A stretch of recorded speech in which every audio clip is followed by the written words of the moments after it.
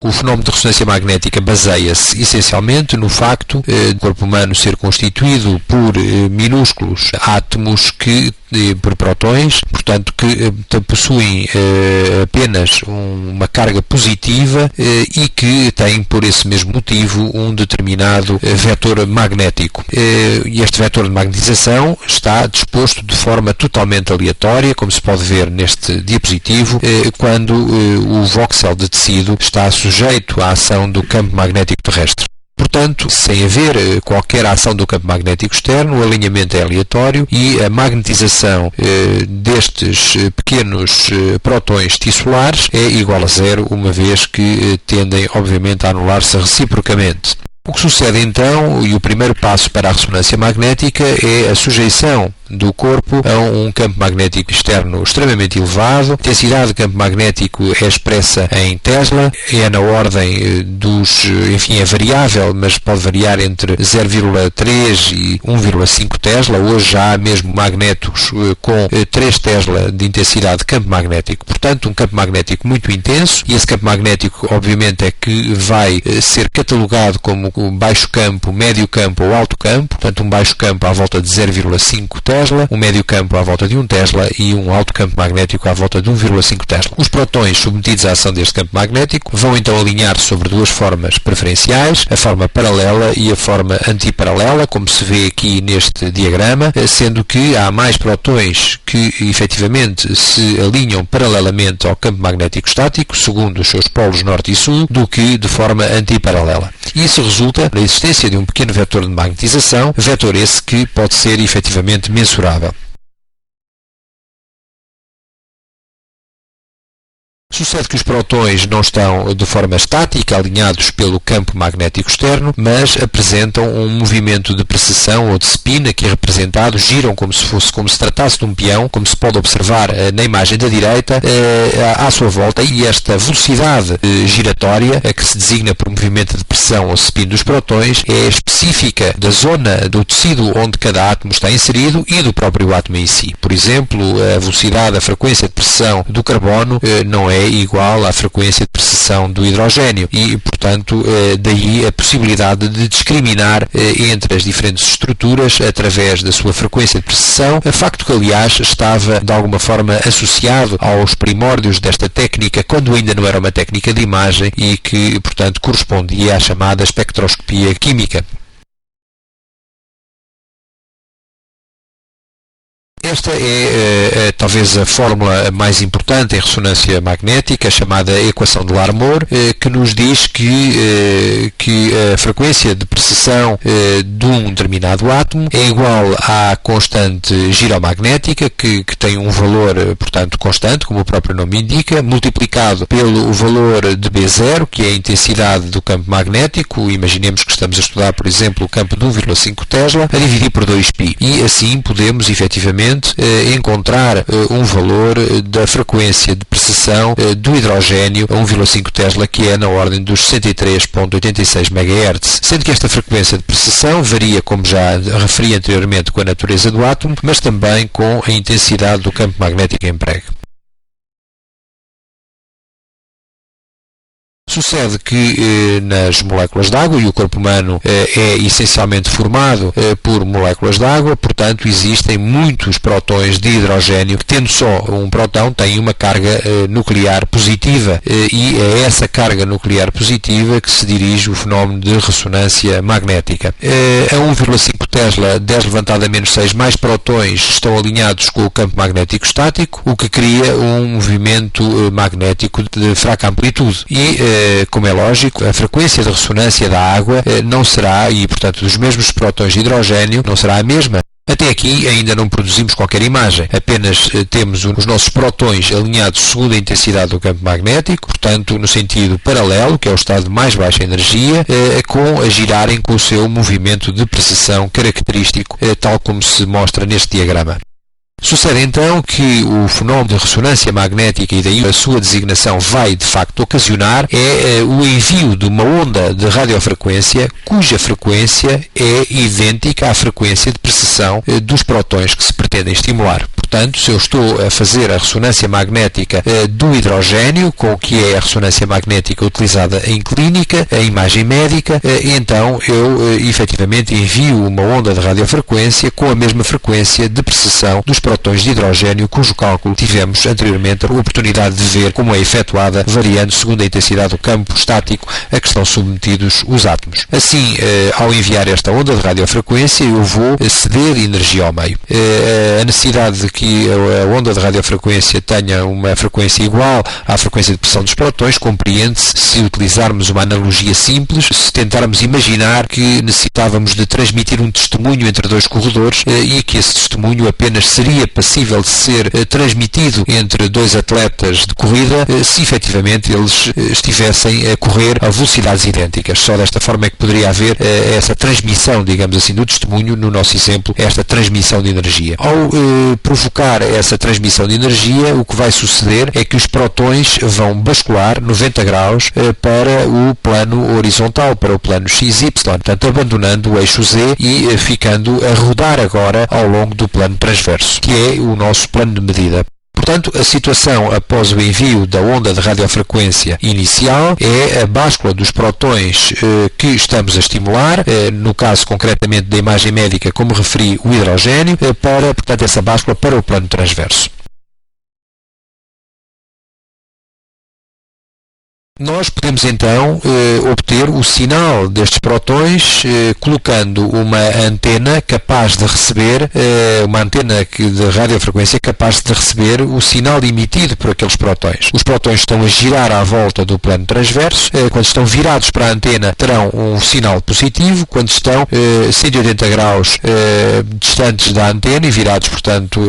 exatamente ao contrário, terão um sinal negativo, tal como se vê aqui da onda de medida que se pretende de facto demonstrar. Portanto, é este sinal que é colhido com uma simples antena de radiofrequência, uma vez que os prótons agora vão efetivamente ceder energia ao meio e tender para a relaxação progressiva, voltando progressivamente para o estado inicial de baixa energia a que estavam submetidos após terem sido colocados sobre o campo magnético B0. Claro que isso só acontece quando nós pararmos a emissão deste segundo campo magnético, que é a nossa onda de radiofrequência.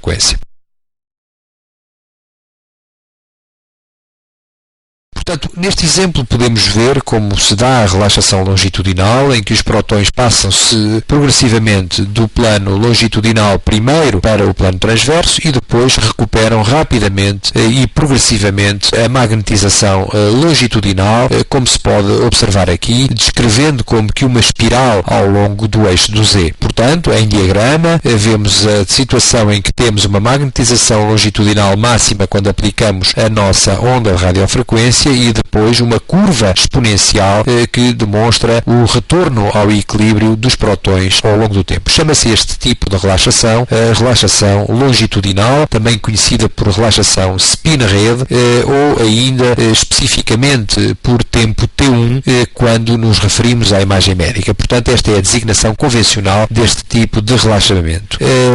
A relaxação spin-rede refere-se também ao facto de a relaxação dos spins ser dependente do meio onde estão inseridos. A título de exemplo, o hidrogênio ligado ao oxigênio para formar as moléculas de água tem um tempo de relaxação diferente daquele que tem, por exemplo, o hidrogênio ligado aos átomos de carbono na gordura. E é essencialmente essas características físicas que permitem distinguir os dois tecidos em termos de imagem. Portanto, definimos aqui o chamado tempo T1, ou tempo ou taxa de recobro da magnetização longitudinal, portanto ml, sendo que definimos essencialmente dois tipos de tecidos, os que têm um T1 curto, isto é, que relaxam rapidamente, e os que têm um T1 longo, que relaxam lentamente. Exemplos de tecidos com estas características, por exemplo, os prótons de hidrogênio na gordura relaxam rapidamente, têm um T1 curto, os prótons na água têm um tempo de relaxação longo, na ordem dos segundos, e por isso têm um T1 longo. Sinónimos da relaxação T1 são também a relaxação longitudinal, relaxação térmica ou relaxação spin-rede, pelos motivos que atrás apontei. Aqui vemos neste diagrama a comparação de dois tecidos com tempos de relaxação T1 diferentes, um retornando rapidamente à situação de equilíbrio e o segundo tecido, representado aqui a vermelho, que demora muito mais tempo a readquirir a sua magnetização longitudinal inicial. Aqui, nesta imagem, pretende-se chamar essencialmente a atenção para um segundo fenómeno que ocorre em simultâneo com a relaxação longitudinal, mas que até agora não foi ainda objeto de descrição. Isto é, como dissemos, os prótons apresentam um movimento de precessão, portanto não estão parados no plano transverso, e isso faz com que esse movimento circular à volta do plano transverso crie que os prótons, que são cargas positivas, tenham a possibilidade de criar fenómenos de repulsa magnética entre eles, levando a que os prótons e os spins se afastem cada vez mais uns dos outros. Há, portanto, um desfazamento no plano transverso. Isto é um fenómeno que ocorre rapidamente porque as interações magnéticas entre os prótons são relativamente rápidas, e o que acontece até chegarmos à última imagem embaixo do lado direito é que os spins podem estar totalmente desfasados neste plano, o que significa que o sinal que nós vamos recolher é praticamente nulo, uma vez que os pequenos vetores de magnetização se vão essencialmente anular uns aos outros.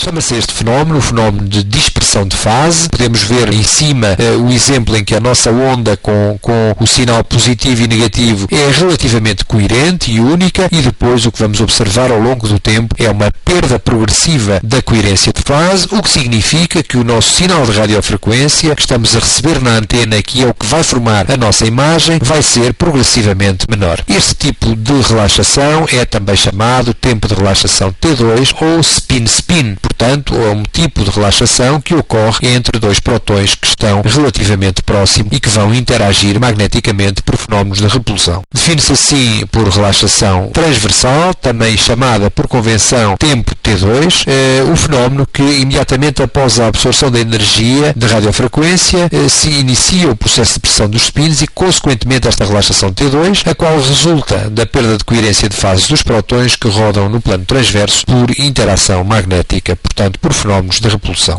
Portanto, os sinónimos são relaxação transversa ou transversal, relaxação spin-spin, e temos também que considerar que esta relaxação, o seu tempo de relaxação, é muito inferior ao tempo de relaxação T1. Isto é, no plano transverso, os spins rapidamente começam a entrar, a perder a coerência de fase devido às interações magnéticas. E aqui temos um exemplo dos vários tempos de relaxação, medidos em milissegundo, para 3 intensidades de campo magnético estático, 0,5 Tesla, 1 Tesla e 1,5 Tesla, em que podemos ver, essencialmente, que o tempo T1 é modificado consoante o campo magnético que nós estamos a aplicar. E vemos, por exemplo, que a gordura tem um tempo de relaxação T1 de 200 milissegundos se estivermos a 0,5 Tesla, ou 270 milissegundos se o campo magnético estático que estamos a utilizar tiver 1,5 Tesla. Portanto, é dependente do campo magnético. Pelo contrário, o tempo T2 mantém-se uniforme e independente do campo magnético, pois nós sabemos, essencialmente, que eles derivam única e exclusivamente das interações magnéticas entre os spins e não dependem da intensidade do campo magnético a que estão submetidos. Até aqui falámos muito genericamente de como é que são os princípios físicos que estão subjacentes ao fenómeno de ressonância magnética, dita nuclear, porque precisamente se dirige através dos núcleos dos átomos, através mais especificamente das partículas atómicas que são os prótons, que é explorado este fenómeno de ressonância, porque aplicamos uma onda de radiofrequência para ceder energia ao meio que é idêntica à frequência de pressão dos prótons. Daí a designação de ressonância. Por questões que não terão muito a ver com a gênese do método, mas por mera precaução em relação à população geral, o termo nuclear deixou de ser utilizado devido a conotações um pouco negativas, uma vez que esta técnica utiliza frequências e formas de energia que não correspondem a radiações ionizantes e por isso não há efeitos deletérios conhecidos, pelo menos tal como nós os conhecemos para a radiação X. Esta é a razão pela qual se utiliza correntemente a designação mais sintética de apenas de ressonância magnética, abreviando-se, portanto, e não utilizando o termo nuclear. Até aqui não falámos em imagem, mas essencialmente temos é que viver com a imagem e conseguir compreender, através destas relaxações dos spins, como é que é formado o contraste que nós observamos. O contraste então poderá variar consoante o tipo de imagens que nós obtemos, vão ser ponderadas em T1, isto é, no tempo de relaxação T1, e portanto referindo-nos nós à magnetização longitudinal, ou ponderado em T2, portanto referindo-nos aqui à relaxação transversal. Como os dois fenómenos ocorrem simultaneamente, compete ao operador selecionar os parâmetros que vão efetivamente fazer variar a ponderação da nossa imagem,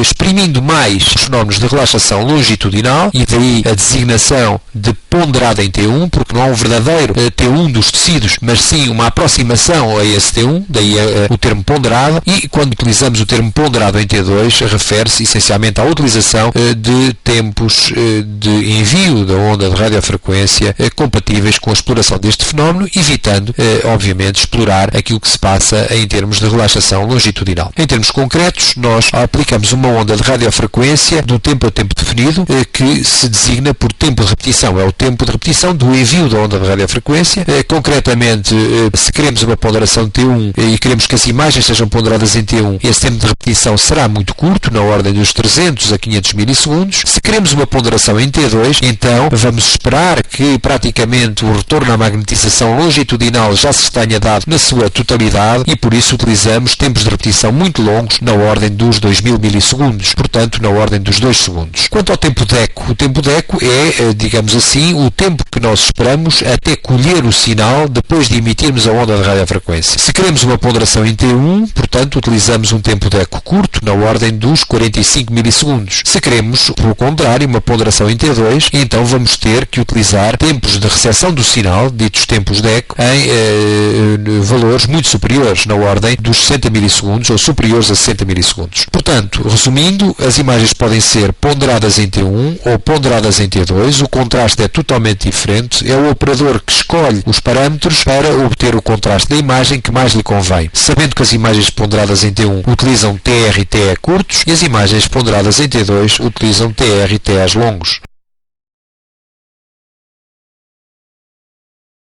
Aqui temos um par de imagens de um exame de ressonância magnética com uma imagem de corte tomográfico a nível das coxas, onde podemos observar uma massa a nível da coxa direita. Na imagem da esquerda trata-se de uma ponderação em T1, na imagem da direita uma ponderação em T2. Aquilo que salta à vista é de facto esta massa, que se caracteriza por ser relativamente acinzentada na coxa direita, atrás do fémur, e que tem um sinal dito intermédio na ponderação T1, e quando olhamos para a ponderação T2, ela é muito mais hiperintensa. O que significa esta hiperintensidade? Essencialmente é um conteúdo em água aumentado. Portanto, a hiperintensidade em T2 não é específica, como alguns poderiam pensar, das lesões oncológicas, antes aparecendo em todas as situações que, de facto, possuam uma quantidade de água aumentada a nível dos tecidos. E aqui temos então que se trata, neste caso concreto, de um tumor. Os tumores, como sabemos, têm um maior espaço intersticial, as células são maiores, há mais citoplasma, o núcleo é maior e, portanto, tudo isso leva a que as células tumorais e o próprio interstício do tumor tenha mais água do que os tecidos normais, razão pela qual se observa que em T2, que é uma sequência essencialmente utilizada para a detecção das zonas de hipersinal, o tumor tenha o sinal que acabamos de observar. Portanto, é fácil a visualização e a detecção dos limites do tumor em relação, por exemplo, às outras estruturas musculares. Em ressonância falamos, pois, em hipointensidade, quando as imagens são muito escuras, significa que emitiram pouco sinal na ponderação que estamos a estudar, isointensas quando o sinal é intermédio, ou então hiperintensas, como no caso deste tumor que acabamos de observar. Chamava também a atenção para o sinal constante da gordura. Vejam que na ponderação em T1 a gordura é hiperintensa e na ponderação em T2 a gordura é bastante menos hiperintensa, o que significa que existe já há um tempo de relaxação T2 relativamente curto da gordura, o que fez com que ela emitisse menos sinal na ponderação T2 comparativamente à ponderação T1. Relativamente aos tecidos, então, e falando do contraste da imagem em ressonância magnética, a gordura aparece nas ponderações T1, portanto, hiperintensa, porque tem um T1 curto. É característico dos líquidos em T1 também terem um T1 muito longo e daí aparecerem mais hipointensos. É o caso, por exemplo, dos líquidos puros, como sucede com o líquido cefalorraquídeo, que, pelo contrário, em T2 vão ser extremamente hiperintensos, sendo de todas as estruturas aquela que maior sinal emite nesta ponderação. Portanto, é possível distinguir, como se vê, e ter um papel discriminativo sobre as diferentes estruturas, utilizando esta dupla de aquisição de imagens ponderadas em T1 e ponderadas em T2. Um outro ponto importante é a possibilidade que existe de suprimir o sinal da gordura. E isto deve-se essencialmente ao facto dos prótons que existem ligados aos átomos de carbono na gordura terem uma frequência de precessão ligeiramente diferente dos prótons que estão ligados às moléculas de oxigênio a nível da água. Para 1,5 Tesla essa diferença é de cerca de 220 Hz, portanto essa diferença de precessão entre os prótons ligados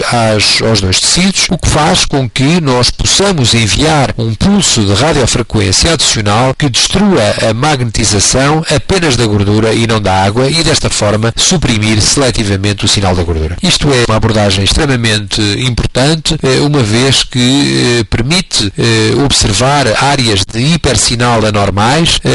no meio de tecidos que foram suprimidos porque continham gordura e desta forma conseguir detectar melhor a presença de alguns pequenos tumores. Este é um exemplo da aplicação clínica das sequências de supressão de gordura. Vemos à esquerda uma imagem dos globos oculares com a gordura retroorbitária, com o seu aspecto habitual, hiperintenso em T1. Vemos também esta estrutura filiforme que corresponde ao nervo óptico. E quando olhamos para a ponderação T1 com a supressão de gordura, verificamos que efetivamente toda a gordura retroorbitária deixou de emitir aquele hipersinal marcado que nós observávamos na sequência inicial. Um outro fenómeno importante que, de facto, merece ser realçado em ressonância magnética é o chamado efeito de vazio vascular. Essencialmente, a ressonância magnética e a ecografia são as duas técnicas que permitem, de facto, afirmar a permeabilidade de vasos sanguíneos sem a necessidade de recorrer à injeção artificial de produtos de contraste iodado. Em ecografia já vimos um pouco a explicação. Em ressonância magnética, esta explicação deve-se ao facto dos prótons contidos no sangue circulante não se encontrarem no plano do corte quando nós vamos recolher o sinal correspondente àquele corte tomográfico que estamos a explorar. É essencialmente aquilo que este desenho, este esquema pretende demonstrar e, desta forma, a estrutura vascular aparece como que a preto, portanto, desprovida de sinal. É também o chamado sinal do vazio vascular.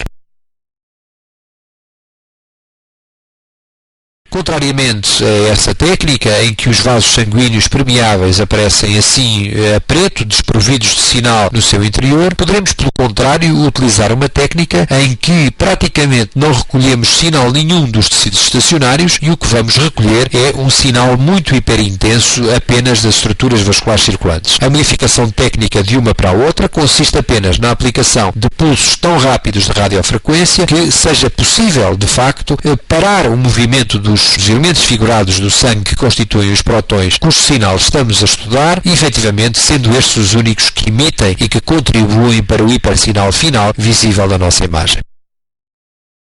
E aqui temos dois exemplos práticos das imagens que observamos, consoante temos uma ponderação em T1 com a imagem do chamado sangue preto, ou signal void, se quiserem, do inglês, tanto que significa que então os prótons já não se encontravam no plano do corte quando obtivemos esta imagem. É uma sequência muito morfológica, como vemos, reconhecemos bem o fígado, o baço, os rins, e vemos a aorta e a veia cava desprovidos de sinal pelo fenómeno atrás descrito. À direita, pelo contrário, vemos que globalmente que é um corte cervical, mas temos muita dificuldade em reconhecer os tecidos estacionários, não reconhecemos, por exemplo,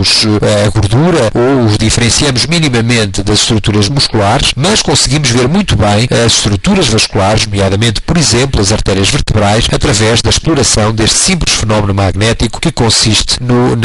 chamado fenómeno de entrada no corte, ou entry slice phenomenon, e que corresponde às imagens obtidas com sangue branco, como vemos aqui. É, aliás, faz este tipo de sequências que permite a obtenção de efeito geográfico, aqui sem a necessidade de recorrer a qualquer contraste artificial. Vemos nesta dupla de imagens, as imagens nativas à esquerda que foram adquiridas no plano axial, com o fenómeno de entrada no corte para exploração do hipersinal a nível dos territórios vasculares cervicais, e à direita a reconstrução que foi efetuada no plano coronal, onde vemos que é possível verificar não só a permeabilidade vascular, mas seguir todo o trajeto das estruturas vasculares permeáveis através da aplicação de algoritmos, de técnicas de reconstrução, como a técnica de projeção de máxima intensidade, como vemos nesta imagem.